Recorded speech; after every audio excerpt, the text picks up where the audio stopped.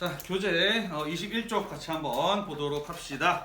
자, 우리 새로운 시대로 넘어갈 거예요. 우리가 지난 시간까지 배웠던 내용이 당나라가 성립하고 발전하는 내용까지 쭉 한번 이어서 살펴봤고요. 그리고 국가가 성립하고 발전해 나가는 과정에서 유교와 율령체제 그리고 이제 불교라고 하는 종교 이런 것들이 전해지고 또 성립하고 발전해 나가는 그러한 과정들을 쭉 이어서 살펴보았습니다. 자, 우리는 이제 당나라 이후에 새로운 시대가 나타나게 되는데 그 새로운 시대로 넘어가는 내용들을 이번 시간에 같이 한번 살펴보도록 할게요. 자, 거기 교재를 보시면은 페이지가 맨 위에서부터 시작이 돼야 되는데 맨 윗부분이 크게 비어져 있죠, 그죠? 네, 왜 그렇게 비워놨을까요? 네, 그렇죠. 선생님이 엔터를 잘못 눌러서 그런 게 아니고요. 여러분들에게 필기해볼 줄 부분이 있어서 그렇게 비워놓은 거거든요. 네, 선생님 교재 기준으로는 대략 한 요 정도 공간이 필요하더라고요. 요만큼. 여러분들 그렇게 많이 필요하지는 않을 거예요. 자, 아무튼 당나라가 멸망해가는 과정 교과서에는 없지만 우리가 그 내용을 알아야 이후에 송나라 시기로 가게 되면서 동아시아의 국제정세가 왜 이렇게 전개되었는지에 대해서 이해를 할 수가 있습니다. 그래서 당나라가 망하고 송나라로 넘어가는 시기, 우리는 그 시기를 당송교체기라고 이야기를 하는데 교과서에는 없지만 그 내용도 우리가 먼저 살펴보면서 새로운 시대에 대한 내용을 들어가도록 하겠습니다. 자, 동아시아는 10세기로 들어가게 되면서 중국에서는 당나라가 망하고 송나라로 넘어가는 이른바 당송교체기의 시기를 맞이하게 됩니다. 이러한 중앙왕조의 교체는 중국뿐만 아니라 동아시아 주변 국가들에도 굉장히 중요한 영향을 미치면서 완전히 새로운 국제질서가 만들어지게 되는 배경으로 작용을 하게 됩니다. 자, 어떠한 일들이 있었는지 같이 한번 살펴보도록 할게요. 일단은 줄을 좀 길게 긋고 시간 순으로, 연대 순으로 어떤 사건들이 있었는지 하나씩 이야기를 해보도록 할게요. 자, 755년 755년 당나라에서는 이른바 안사의 난이라고 하는 사건이 일어났습니다. 이 안사의 난이라고 하는 사건은 당나라의 멸망의 시작을 알리는 사건이었어요. 자, 어떤 사건이었냐면은 당나라의 절도사였던 안록산이라고 하는 사람과 사사명이라고 하는 사람이 함께 일으켰던 반란이 바로 안사의 난이라고 하는 사건이었어요. 절도사였던 안록산과 사사명이라고 하는 사람이 일으킨 반란이 바로 안사의 난이라고 하는 사건이었다라는 것이죠. 자, 여기서 우리가 배우지 않은 개념이 나오네요. 무엇인가요? 그렇죠. 절도사라고 하는 게 뭔지 전혀 배우지를 않았죠. 그죠? 절도사가 무엇인지에 대해서 같이 한번 이야기를 해보도록 하겠습니다. 자, 절도사란 무엇이냐? 당나라의 군사 제도였던 부병제라고 하는 것이 무너지고 난 이후에 나라를 지킬 방법이 없어지게 되자 새롭게 등장을 하게 된 형태의 지방의 군 지휘관, 지방에서 군대를 지휘하는 일종의 장군이 바로 절도사라고 하는 세력이 되겠습니다. 자, 이 절도사라고 하는 사람은요, 자기만의 독자적인 경제력을 가지고 있었고, 나아가서 자신만의 독자적인 군사력을 가지고 있는 굉장히 강력한 힘을 가진 지방의 군 지휘관이었다라고 볼 수가 있습니다. 자, 절도사에 대해서 설명을 했는데 이것도 도대체 뭔 소린지 이해가 잘 안 가죠. 그죠? 어떤 내용이었는지 같이 한번 잠깐 이야기를 해보도록 하겠습니다. 자, 우리 지난번에 그런 이야기를 했어요. 당나라가 율령체제를 굉장히 훌륭하게 잘 만들었다. 당나라의 율령체제는 굉장히 훌륭한 통치 시스템이었다라고 이야기를 했어요. 그죠? 어떤 것이었나요? 어떤 식으로 당나라는 백성과 토지를 지배했지? 가장 먼저 토적을 작성을 해서 백성들의 인구수를 파악하고 그리고 백성들에게 균전제를 통해서 토지를 나누어 줬어요. 그죠? 그들의 경제적인 기반을 마련해 줬습니다. 그죠? 자, 그래서 백성들을 잘 먹고 잘 살 수 있도록 해 줌으로써 국가는 그것을 통해서 무엇을 거둬들일 수 있었나요? 세금, 조용조라고 하는 세금과 부병제라고 하는 국방의 의무를 백성들로부터 거둬들일 수 있었어요. 그죠? 다시 말해서 이 부병제라고 하는 것은 무엇이 바탕이 되었기 때문에 운영될 수 있는 군사제도였느냐? 백성들이 경제적인 기반을 바탕으로 균전제라고 하는 것을 통해서 백성들의 경제적인 기반을 마련해 주었기 때문에 운영될 수 있는 제도였다라고 이야기를 했어요. 그죠? 자, 그러다가 당나라가 어떻게 망하게 되었다라고 이야기를 했었죠? 복습했었는데 혹시 기억이 나나요? 백성들이 많아지고 그죠? 인구수가 증가하게 되면서 그렇죠. 지난번에 그런 얘기를 했어요. 나라가 확장되면서 인구는 빠른 속도로 증가를 하게 되는데 백성들에게 나누어줄 토지가 점차 부족해지게 되었다라고 이야기를 했습니다. 그죠? 자, 그러면서 어떤 사람들이 나타나기 시작했다라고 이야기를 했었느냐? 땅을 적게 받거나 아예 지급받지 못하는 사람들이 나타났다라고 이야기를 했어요. 더불어서 정치 질서가 혼란해지게 되면서 원래 모든 토지는 국가의 소유여야 하는데 일부 힘있고 돈 있는 사람들이 국가 소유의 토지를 자기 걸로 만들어버리는 그런 어떤 부정부패 같은 것들을 저지르는 일들이 벌어지기도 했습니다. 자, 그래서 나누어줄 땅은 점차 줄어들게 되고 나눠줘야 할 백성들의 수는 더욱더 늘어나는 그런 어떤 일들이 벌어지게 되었다라는 것이죠. 자, 그래서 결국 백성들 가운데 토지를 지급받지 못하는 사람들이 점차 늘어나게 되면서 균전제가 먼저 무너지게 된 겁니다. 그죠? 자, 균전제가 무너진 상황에서 백성들에게 토지를 나눠주지 못한 상황에서 세금 내라고 할 수 있어요? 없어요?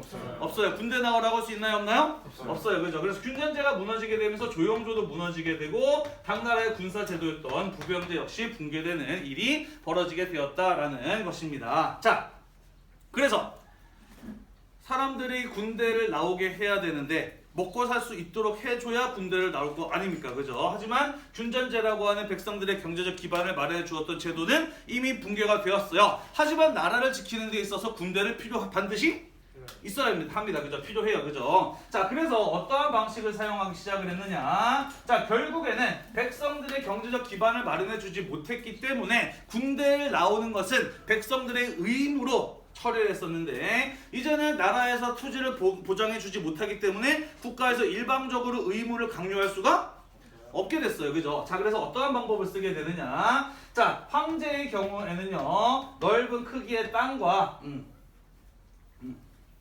큰 땅과 그리고 자금을 지방에 있는 유능한 장군에게 줍니다.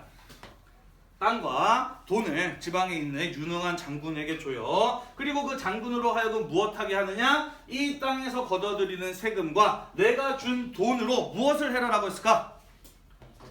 그렇죠. 그 돈으로 군인들을 돈을 주고 고용해라라고 한 거예요. 일단은 나라에서 나라를 지키기 위해서 군대가 필요한데 백성들에게 토지를 바탕으로 한 경제적 기반을 마련해 주지 못했기 때문에 국가가 백성들에게 준 게 없기 때문에, 그죠? 결국 백성들에게 어떤 나라를 지킬 의무를 하게 하려면은 결국에는 돈을 주고 그들을 고용하는 수밖에 없었다라는 것이죠. 이해가 되나요?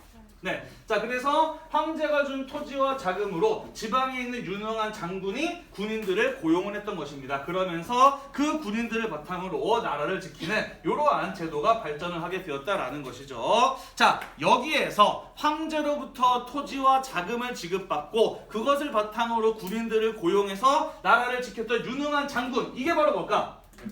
그렇죠. 요게 바로 우리가 위에서 이야기한 절도사라고 하는 존재였다라는 것이에요. 균전제가 무너진 상황에서 당나라는 국방을 나라를 지키기 위해서는 이러한 어떤 변형된 형태의 국방 제도를, 군사 제도를 활용할 수밖에 없었다라는 것이죠. 혹시 카메라 여기까지 다 나오니? 잘 나와요? 네, 고맙습니다. 자, 그래서 절도사라고 하는 세력이 등장을 하게 되면서 일단 나라를 지키기 위한 군대는 어떻게든 운영을 할 수가 있게 되었습니다. 문제는 무엇이냐면은, 그렇다면은 이 군인들의 경우에는 나에게 월급을 주는 절도사에게 충성을 할까? 한 번도 본 적이 없는 황제에게 충성을 할까? 절도사. 그렇죠. 당연히 나의 먹고 사는 기반을 마련해주는 절도사들에게 충성을 하게 되는 겁니다. 그죠? 자, 그러면서 지방에 있는 군 지휘관인 절도사는 오직 나의 명령만 따르는 강력한 군대를 갖게 된 것이고, 그죠? 그들을 고용하고 그들을 유지할 수 있는 경제력도 보유를 하게 된 것입니다. 그죠? 그러다 보니까 황제의 통제를 벗어나서 자신만의 독자적인 어떤 강력한 힘을 갖게 된 세력들이 등장을 하게 되었다라는 것이고, 그들 가운데 굉장히 큰 힘을 가지고 있었던 안록산이라든지 사사명이라든지 하는 사람들이 반란을 일으킨 사건이 바로 안사의 난이라고 하는 사건이었다라는 것이에요. 대충 정리가 좀 됐나요? 네.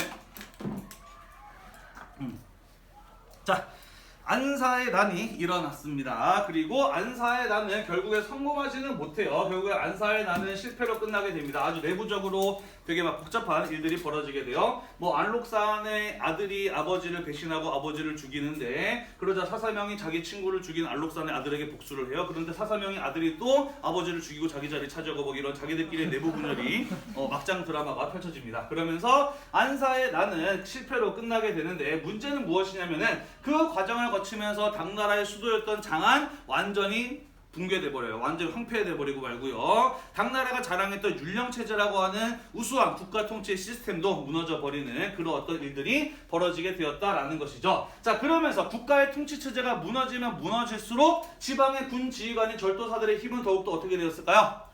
더욱더 커지게 되었다라고 볼 수가 있겠죠. 그죠? 자, 그러면서 이 절도사가 일으켰던 안사의 난 이후에 당나라의 통치 질서가 더욱더 무너지게 되면서 대규모의 농민 반란이 일어나게 되는데 그 대표적인 사건이 바로 황소의 난이라고 하는 사건이었어요.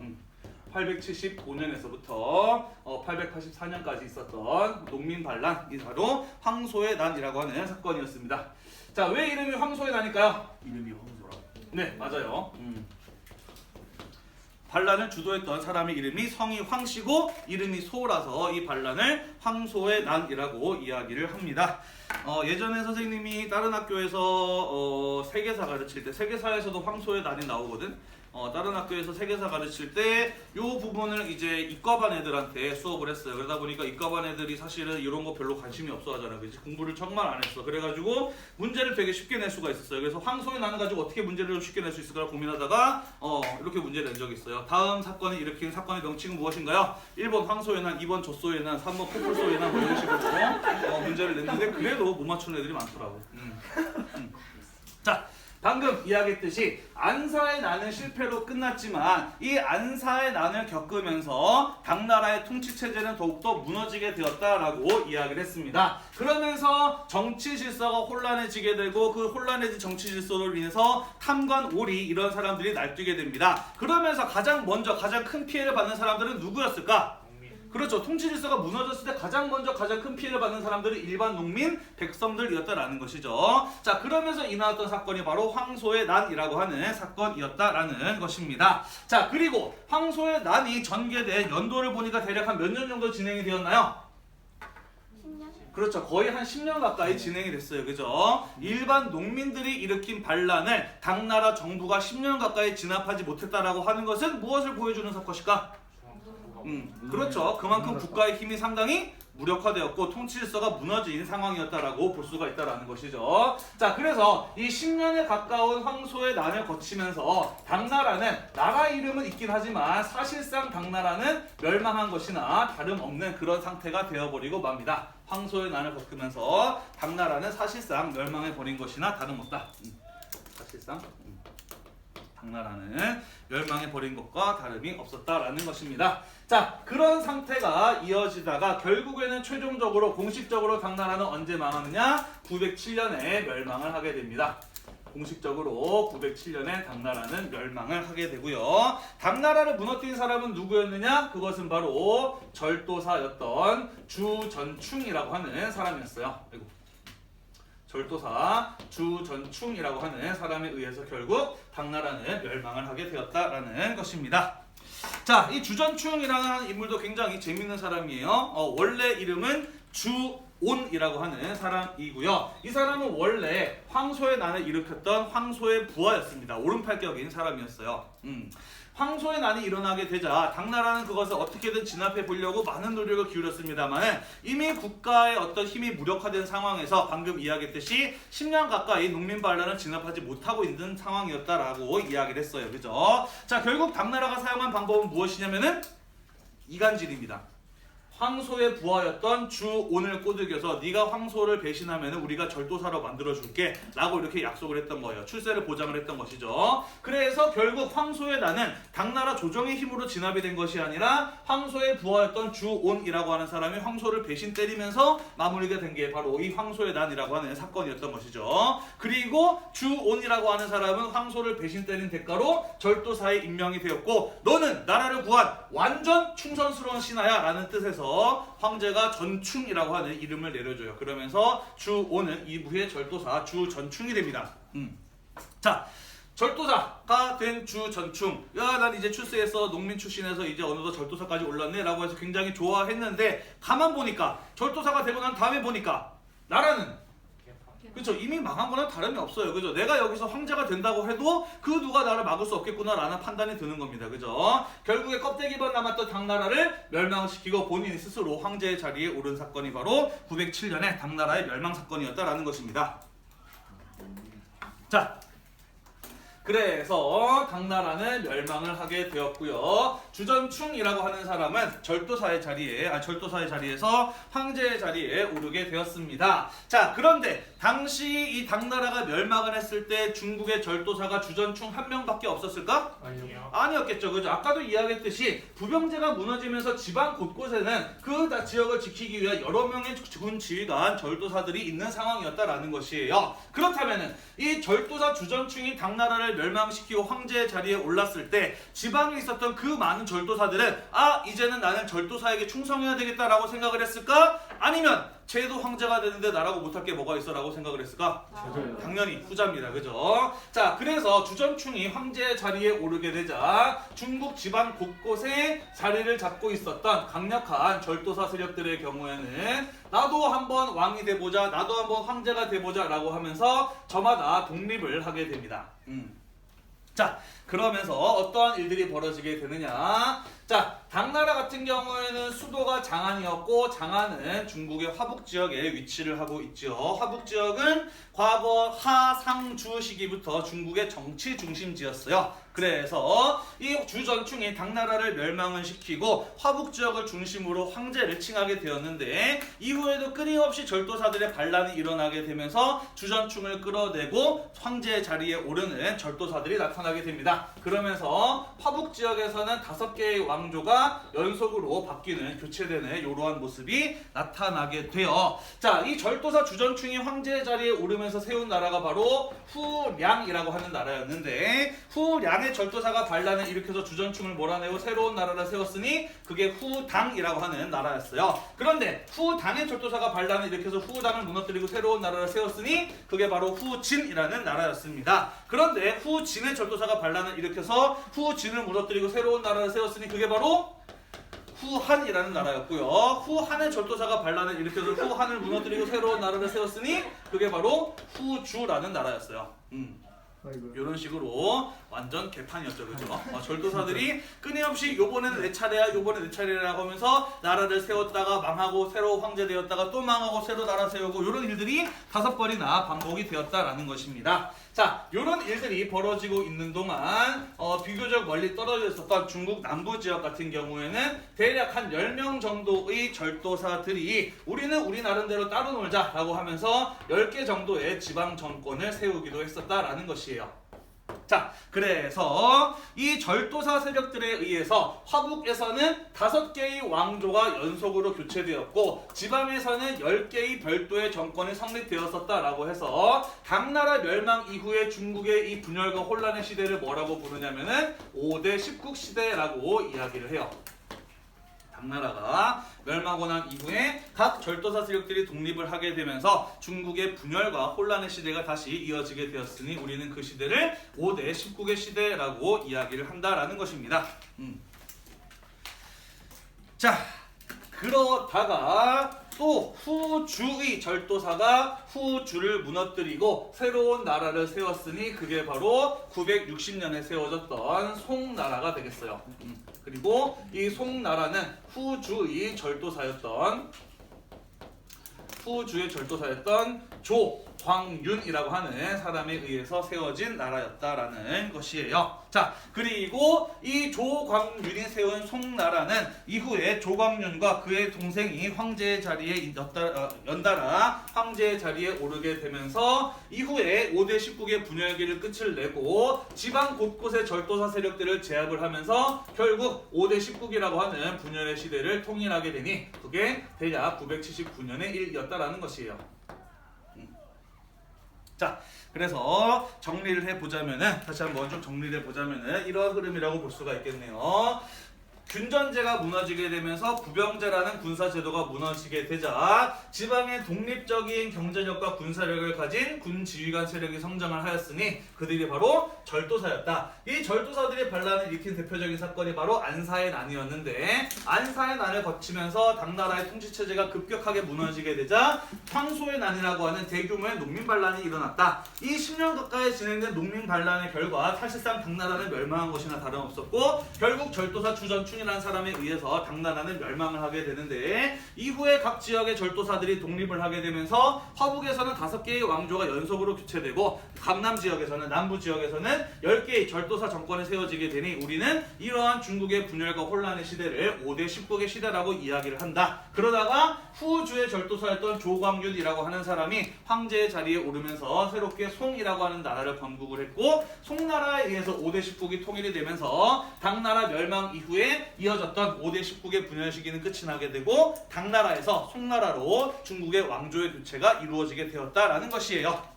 정리가 좀 됐나요? 네. 예. 네. 그러면 자 교재에 나와 있는 부분들 빈칸을 채우면서 우리가 방금 배운 내용들 정리 한번 해보도록 합시다. 자 국제질서의 재편 10세기 이후에라고 하는 부분 같이 한번 보도록 할게요. 자 중원 지역에서는 안사의 난 이후에 당나라가 쇠퇴하기 시작을 하면서 누가 성장하게 되었다? 절도사 세력들이 성장을 하게 되었다라는 것이죠. 결국 그렇게 성장했던 절도사 세력에 의해서 당나라는 멸망을 하게 되었다. 주전충에 의해서 멸망을 했어요. 그리고 각 절도사 세력들이 독립을 하게 되면서 중국의 분열과 혼란의 시대가 찾아오게 되었으니 우리는 그 시대를 5대 10국 시기라고 한다라고 이야기를 했어요. 그죠? 자 그러다가 결국 후주의 절도사였던 조광윤이라고 하는 사람이 미치십시다. 새로운 나라를 세웠으니 그 나라가 바로 송나라였고 979년에 송나라가 5대 10국을 통일하였다라는 것까지 이어서 밑줄을 치도록 합시다. 자 중국이 이런 일이 벌어지고 있는 동안 한반도에서는 마찬가지로 그와 유사한 일들이 벌어지고 있었습니다. 한반도를 통일했던 통일신라 이후에 여러분들 한국사 시간에 배웠죠. 그죠? 백제가 세운 후백제와 그리고 궁예가 세운 후고구려로 분열이 되면서 후삼국 시대가 나타나게 되었어요. 그죠? 그러다가 이후에 왕건의 고려가 나오게 되고 고려에 의해서 미치십시다. 한반도가 다시 통일이 되죠. 그죠? 936년 중국의 분열과 재통일이 일어났던 시기와 비슷하게 한반도 역시 분열과 재통일이 있었다라는 것이에요. 자 이런 일이 벌어지고 있는 동안 북방 유목 지역에서는 거란족이 세운 미치십시다. 요나라 탕구트족이 세운 서하, 여진족이 세운 금나라, 북베트남의 대월 같은 이런 어떤 새로운 나라들이 이러한 어떤 중국의 분열과 혼란의 시기를 틈타서 연속적으로 등장하는 모습들이 나타나게 됩니다. 자 그러면서 10세기 이후에 국가 간의 외교와 교역은 어떠한 상황으로 이어지게 되느냐 비추십시다. 다원적인 국제관계가 형성이 되었다라는 것이에요. 무슨 말이냐면은 당나라 시기 때에는 당나라가 누가 보더라도 동아시아의 국제질서를 주도하는 최고의 강대국이었다라는 것이에요. 자 근데 당나라가 멸망하고 난 이후에 당나라가 사라지고 송나라가 성립하긴 했지만 아직까지는 누가 동아시아의 국제질서를 주도할 수 있는 최고의 강대국인지 정해져 있지 않은 상황이었다라는 것이에요. 그러면서 이 시기에 새롭게 등장한 여러 나라들 사이에서 새로운 어떤 국제관계가 복잡하게 전개되는 모습을 보였다라는 것입니다. 당연히 꽤나 혼란스러운 상황이 이어졌었겠죠. 그죠? 선생님 같은 경우에는 남중 남고를 나왔어요. 그래서 이제 사실 여학생들을 대하는데 처음 적응하는 데 꽤나 오래 걸리긴 했어요. 왜냐면은 집에서 이제 위에 이제 형이랑 같이 있다 보니까 형제도 남자 형제밖에 없고 남중 남고에다가 군대까지 포함하면은 선생님 인생에서 한 10년 정도도 오직 남자들하고만 사는 그런 어떤 삶을 살았거든요. 자, 그런데 이제 그러면서 늘 이제 경험해본 그런 게 있어요. 뭐냐면은 남중 남고에서 언제 싸움질 제일 많이 할까? 여름? 여름? 왜 여름? 더워서. 아니 여름 짜증나서 싸움 잘 안 하는데 남중 남고에서 제일 싸움이 많이 일어났던 언제일까? 남중 남고는 여러분들 뭐 안 다녀봐서 모르겠지만 다녀보는 사람도 있으려나? 모르겠지만은 그야말로 동물의 왕국이에요. 거기는 짐승들만 살아남는 그런 어떤 세계거든. 언제일까? 봄? 봄 정확한 언제? 3월. 3월. 몇 학년 때? 1학년? 맞아. 1학년 1학기 초에 싸움을 그렇게 많이들 합니다. 왜 그럴까요? 서열. 맞아요. 서열 정리해야 돼요. 그죠? 아까 동물의 왕국이라 그랬잖아, 그지? 우리 동물의 왕국 같은 거 보다 보면은 사자 무리 내에서 뭐 저기 뭐야 우두머리가 죽으면은 그다음 수컷 사자들끼리 지들끼리 막 서열 정리한다고 막 싸우잖아. 고릴라 세계나 그렇죠? 그잖아, 그지? 네. 그와 다를 바가 전혀 없다라는 거죠. 3월달에 각각의 초등학교에서 중학교에서 올라온 애들 자기들끼리 아직 서열 정리가 안 돼 있잖아, 그지? 그래서 서열 정리하느라 그렇게 많이 싸워요. 짐승들 같이. 자, 그러다가 이제 3월, 4월 지나고 나면 얼추 서열이 정리가 돼. 그러다가 나중에 이제 조용하게 지냈던 애가 얼추 서열이 정리가 되는 것을 보고서는 쟤를 이기면 내가 이 학교 짱 먹겠구나 하는 애가 나타나요. 그래서 걔는 한 2번 정도만 싸우고 그 학교 짱을 차지합니다.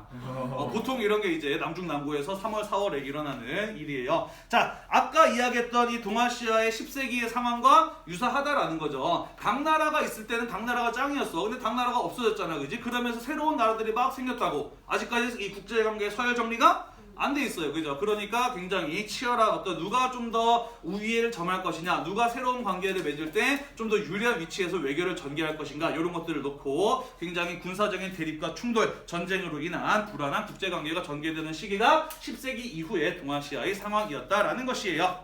정리가 됐나요? 네.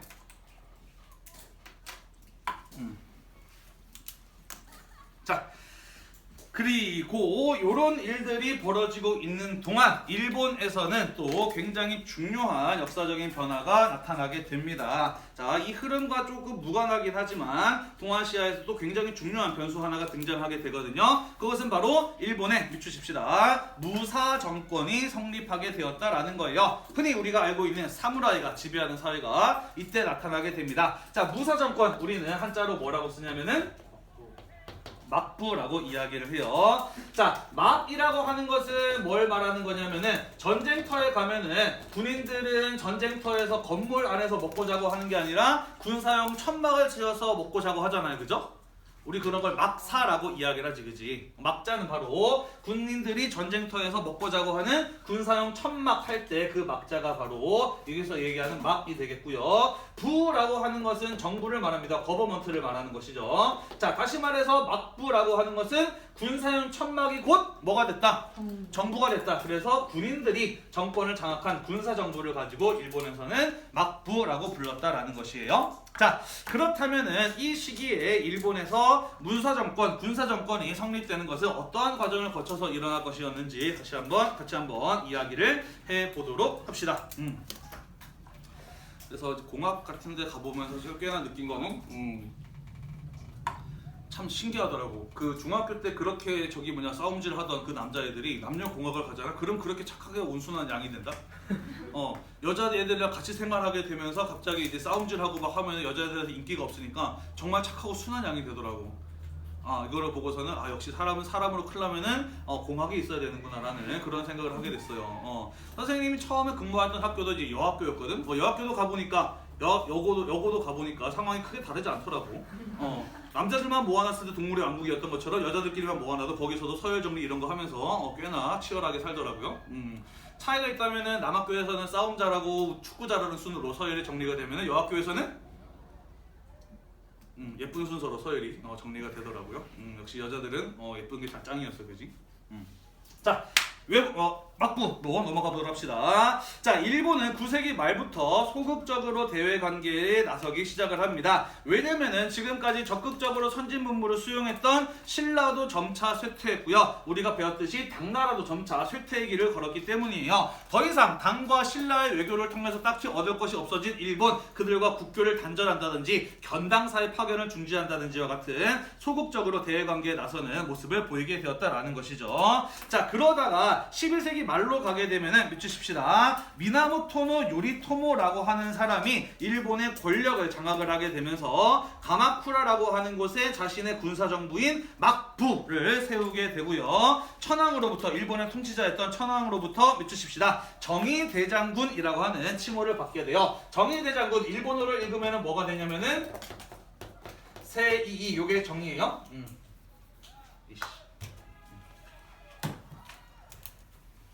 세이, 이게 한자로 정이고, 다이, 장군, 일본어로는 쇼군입니다. 세이 다이 쇼군이라고 하는 당시 일본의 무사들 군인들에게 주어지는 가장 높은 칭호를 내려받게 되고요. 세이 다이 쇼군 정인 대장군 길잖아. 줄여서 뭐라고 부를까?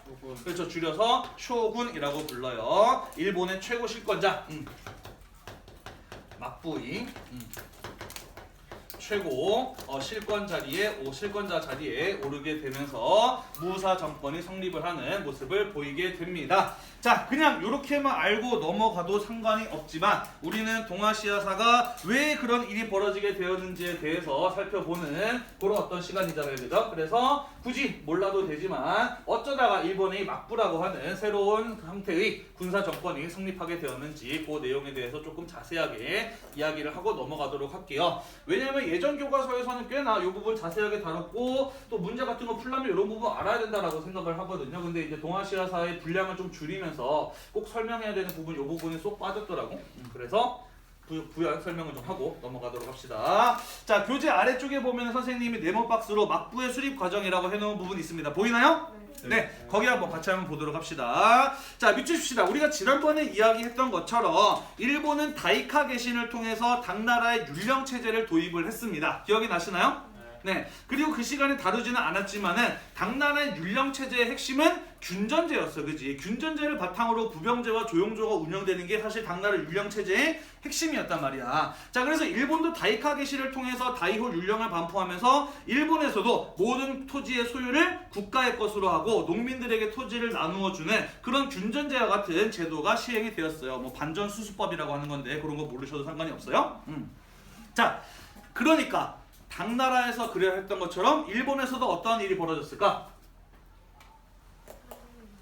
그렇죠. 당나라에서 있었던 일이랑 똑같은 일이 벌어지게 돼요. 점차 시간이 지나면서 인구는 증가하게 되고 나눠줄 토지는 부족해지는 이런 어떤 일들이 벌어지게 됩니다. 자, 그래서 일본에서는 이 문제를 해결하기 위해서 어떠한 방법을 사용하게 되냐면요, 개간을 하게 될 경우에는 개인의 소유를 허용해주는 그런 어떤 정책을 시행을 하게 됩니다. 개간이 뭔가요? 개간.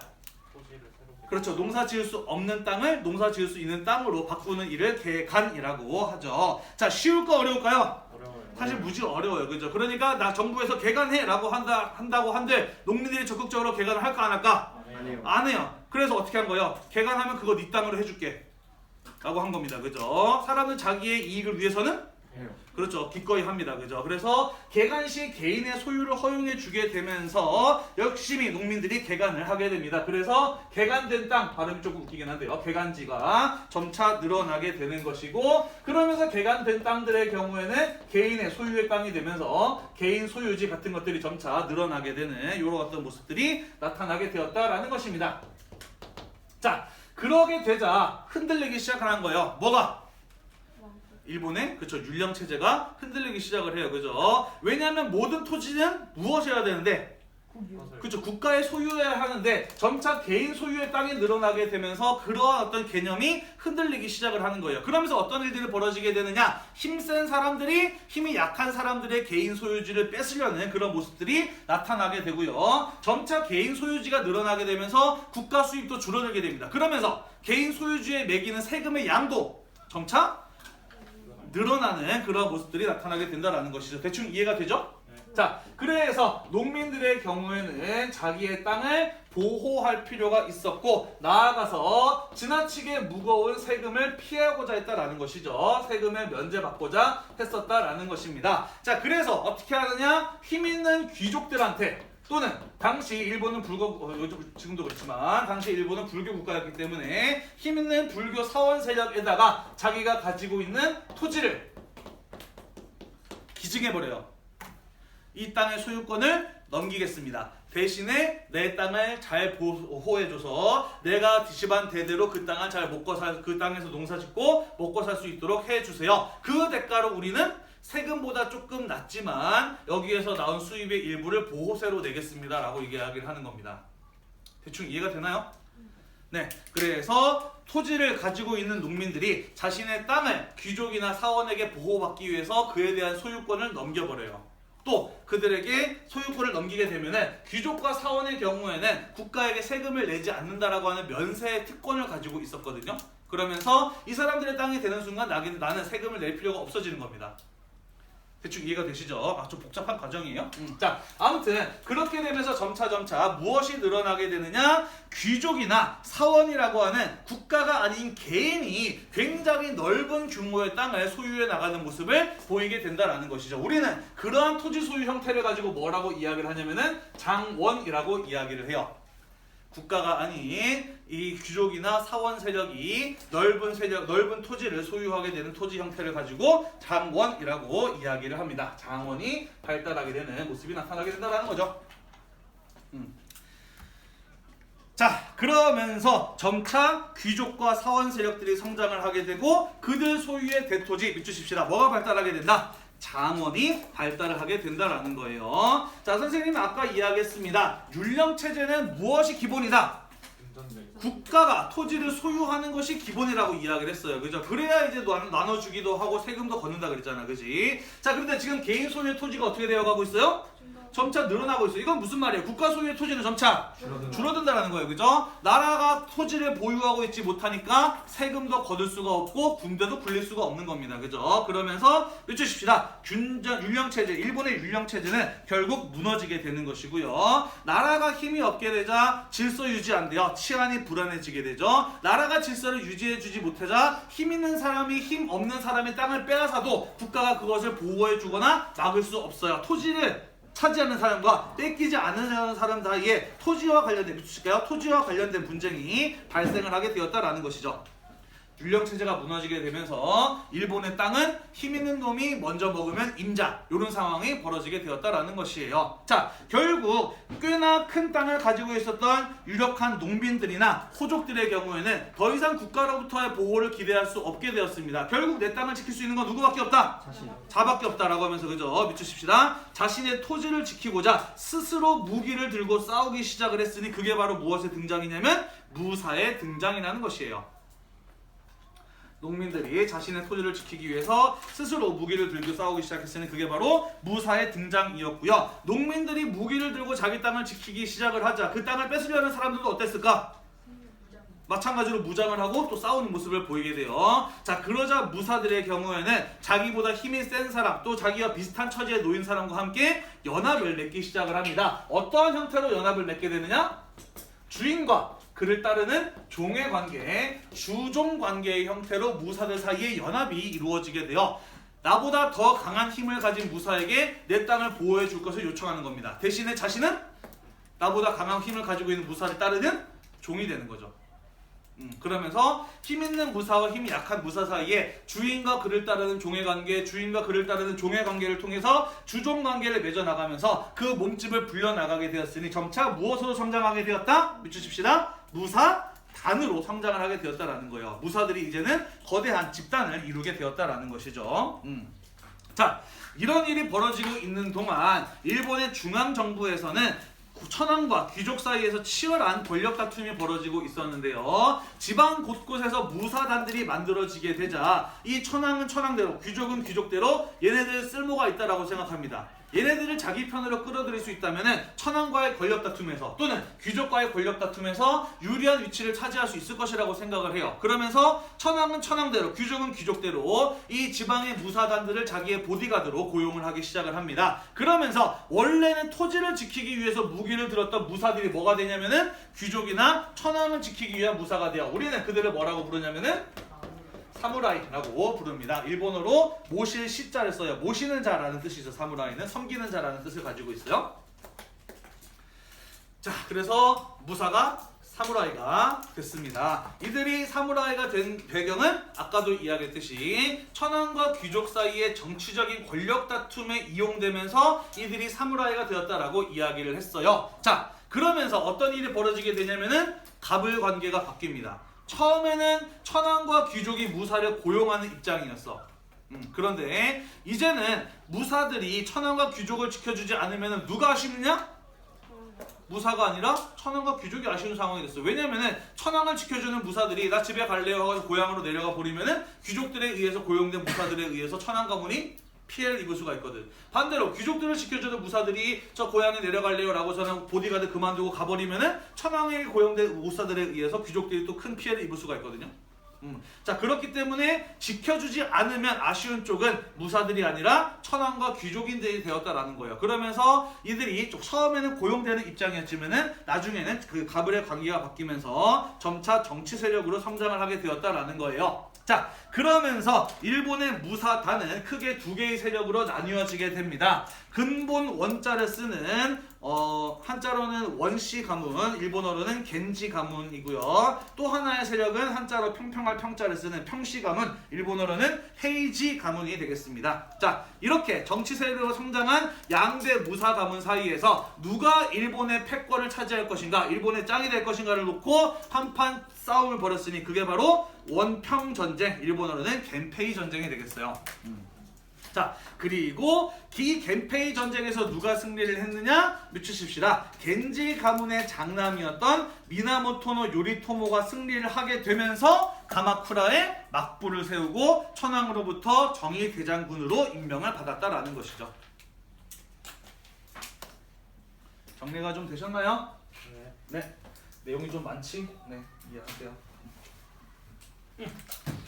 자, 그래서 가마쿠라의 막부가 세워지고 일본에는 새로운 무사 정권이 성립을 하게 되었다라는 것입니다. 자, 그런데 이거는 조금 중국이나 한국의 역사적 상황하고는 조금 다른 상황이 벌어지게 돼요. 무슨 상황이 벌어지게 되느냐? 중국이나 한국이었다고 한다면은 미나모토 요리토모가 황제가 되거나 왕이 되었을 거예요. 그죠? 자기가 일본 최고의 권력자가 됐으니까 황제나 왕의 자리에 오를 거야. 그지? 자, 그런데 그렇지 않았다라는 거예요. 왜냐면은 일본에 있어서 이 천황이라고 하는 존재는 어떠한 존재이냐? 민족의 상징이자 신과 같은 사람으로 여겨지는 대단히 신성한 존재가 바로 이 천황이라고 하는 사람의 존재예요. 일본 사람들 가운데서 아직까지도 그렇게 생각하는 사람들이 꽤 많습니다. 예를 들자면은요, 2002년 월드컵 때 우리나라는 조추첨 방송을 생방송으로 내보냈어요. 2002년 월드컵 때 한일 공동 월드컵이었잖아, 그지? 자, 그런데 일본에서는 월드컵 조추첨 방송을 녹화 방송으로 내보냈어. 왜 그랬느냐? 그때 월드컵 조추첨을 하고 있을 때 일본 천황의 손녀의 이름을 발표하는 기자회견을 하고 있었기 때문이에요.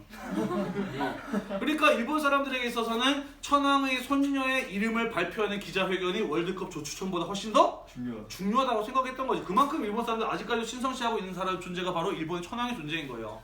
2차 세계대전이 끝났을 때 메가도 장군이 일본을 점령하면서 천황을 끌어내리려고 했어. 넌 신이 아니야 라고 끌어내리려고 했는데 조사해보니까 이 천황을 부정하는 순간 일본의 통치를 하기가 무척이나 어려워질 거라는 판단이 드는 거지. 그래서 메가도 장군도 감히 건드리지 못했던 게 바로 일본의 천황의 존재인 거예요. 일본 내에서 위안부 문제에 대해서 사죄하고 배상해야 된다라고 생각하는 양심적인 지식인들이 되게 많았어. 근데 2차 세계대전 같은 경우 어쨌든 일본 천황의 이름으로 전개된 전쟁이었잖아요. 그래서 한국 쪽에서 일본 천황도 사죄해야 된다라고 하는 순간 그 양심적인 일본인 지식인 가운데서도 그래도 천황은 건드린 건 아니지라고 하면서 절반 정도가 빠져버리기도 해요. 그만큼 일본에게 있어서 대단히 신성하고도 상징적인 존재가 바로 이 천황이었다라는 것이죠. 따라서 미나모토노 요리토모가 아무리 권력을 잡았다고 하더라도 이제부터 내가 천황이야 라고 하는 순간 어떤 일이 벌어질까? 반발. 그렇죠. 당연히 다 너는 그러면 안 되라고 반발이 일어날 거 아닙니까? 그죠? 따라서 천황은 건드릴 수 있었다 없었다?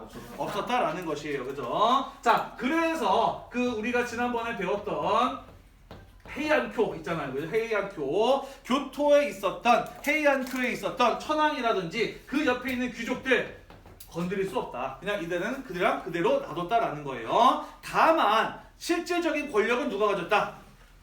그렇죠. 미나모토 요리토모가 가졌다는 겁니다. 자, 그러면서 천황의 경우에는 의식과 예절을 담당하는 어떠한 존재를 만들어 버리냐면은 상징적인 존재로 만들어 버려요. 실질적인 권력을 갖지 못하는 상징적인 존재로 만들어 버린다라는 것이죠. 하지만 죽일 수는 없었다라는 것이에요. 자, 그래서 일본의 천황이 담당했었던 천황의 조정이라고 하는 정부 건드리지 않고 그대로 놔뒀다. 하지만 다만 상징적인 존재에 불과했다라는 것이에요. 자, 그렇다면은 실질적인 정부의 역할은 누가 했느냐?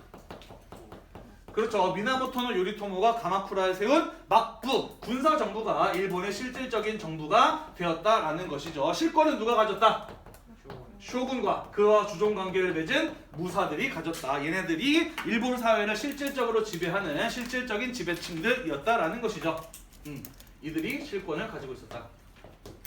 실질적인 권력을 가지고 있었다라는 겁니다. 자, 그래서 이 천황이라고 하는 중국이나 한국에서는 볼 수 없는 그 독특한 어떤 존재로 인해서 일본의 정권 교체가 이루어졌지만 일본에는 정부가 몇 개가 있는 거예요? 그렇죠. 천황이 기존에 가지고 있었던 헤이안교, 교토의 조정이라고 하는 정부와 그리고 미나모토노 요리토모라고 하는 무사단에 의해서 새롭게 세워진 가마쿠라 막부라고 하는 두 개의 정부가 동시에 존재하는 그런 어떤 독특한 지배체제가 만들어졌다라는 것이죠. 다만 이들은 상징적인 존재에 불과했고 실질적인 정부의 권력은 이들이 행사했다라는 차이가 있다라는 거죠. 이해가 되나요? 네. 자, 그래서 밑주십시다. 이 막부 지배 체제는 쇼군의 막부 체제와 천황의 조정이라고 하는 정부가 둘 다 공존하는 어떠한 지배 체제? 그렇죠. 이원적 지배 체제라고 하는 그 독특한 특징을 가지고 있다라는 것입니다. 막부는요 이후에 또 여러 번 바뀌어요. 가마쿠라 막부에서 무로마치 막부로 바뀌었다가 센고쿠 시대를 거치면서 전국 시대를 거쳤다가 나중에 에도 막부로 이제 또 바뀌게 되는데 그 막부는 여러 차례 바뀝니다만은 천황의 존재는요 안 바뀌게. 그렇죠. 바뀌지 않아요. 계속해서 대를 대대로 이어서 쭉 이어져 내려갑니다. 다만 실권은 계속해서 막부가 가지고 있죠. 아직까지도 일본의 천황 존재하잖아요. 그죠? 하지만 실권이 없는 상징적인 존재잖아요. 그죠? 이러한 어떤 독특한 모습의 일본이기 때문에 나타났던 지배 체제였다라고 볼 수가 있습니다. 가마쿠라 막부 역시 소극적인 대외 관계를 가졌었고요. 민간 교육과 문화 교류가 활발하는 모습은 뭐 있었다라는 것 정도 그냥 함께 알아두시면 될 것 같아요. 자, 오늘 내용 좀 많았는데 정리를 잘 하셨으면 좋겠고요. 다음 시간부터 온라인 수업으로 넘어가서 마저 이어서 살펴보도록 할게요. 오늘 수업이 여러분들의 공부에 도움이 되셨다면 구독과 좋아요 꼭 눌러주시기 바라요. 수고했습니다. 오랜만에 하니까 되게 힘드네.